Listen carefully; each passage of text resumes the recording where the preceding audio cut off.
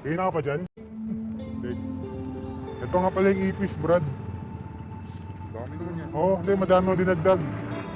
Tropa naman eh. Ayan. Balik mo yung lagayan ha. Wala yung isa. Hindi, hiya mo na. Ang dami naman dagdagan eh. Balik mo yung lagayan. Oo, balikan lang. 500 naman. Oo, may banyo. Baka naubos ka agad sa ito ha. Nakailang bili ka na. Ang bihira. Hmm. Balik ko na lang yung nagaya. Sige.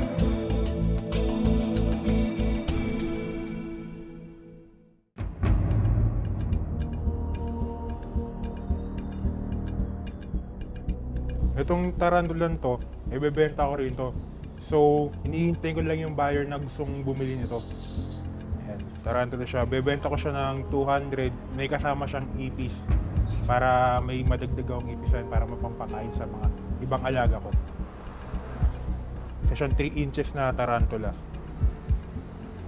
Guaranteed female. Hey, kayo na pa kayo dyan?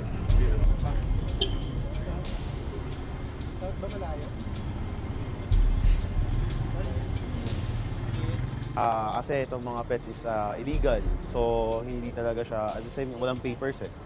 So, kailangan patago kasi pwedeng, hindi rin masabi kasi minsan yung ka-trade mo is, so, minsan police or minsan DNR. So, kailangan patago. At the same time, secure talaga. Normally, nasa thrice a month ang trading or nagbebenta.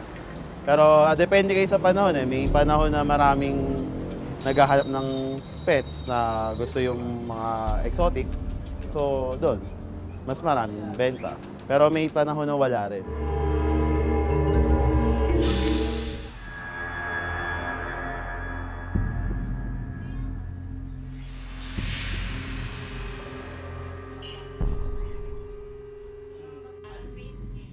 Una, initial reaction talaga ng magulang, ayaw. Kaso, nandyan na eh. Suportahan mo na lang.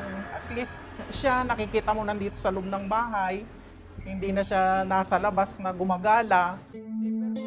Malaking tulong kasi pag yung, for instance, na wala kang hawak na pera, siya talaga gumagawa ng paraan.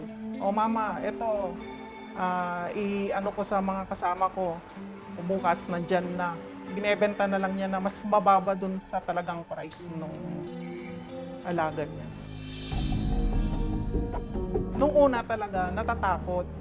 Pero ngayon na lagi mo na siyang nakikita, medyo nakakasanayan na. Tsaka tinuturuan naman niya ako na, mama, ang venomous, hindi umaatake yan, hindi nag-aatake sa tao, hindi katulad nung non-venomous, sila, yung parang biglang lalapit sa'yo. Pero ang venomous, sabi niya, takot yan sa tao.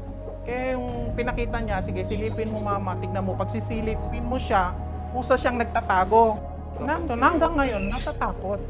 Baka biglang, siyempre alam mo naman ng mga tao, na bigla kang mamaya may ano nang pupunta rito para huliin siya.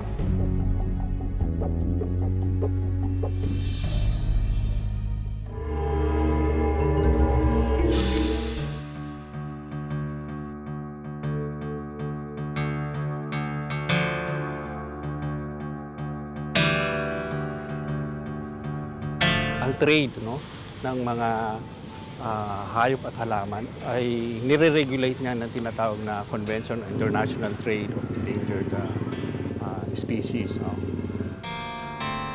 Yung mga hayop na pinapayagang i-trade o gamitin for commercial purposes, paglabas-pasok ng isang bansa, ay sumasang-ayon sa alituntunin ng international trade. Kadalasan, ang mga endangered o critically endangered na mga plants and animals ay strictly regulated ang trade niyan. Hindi basta-basta pinapayagan.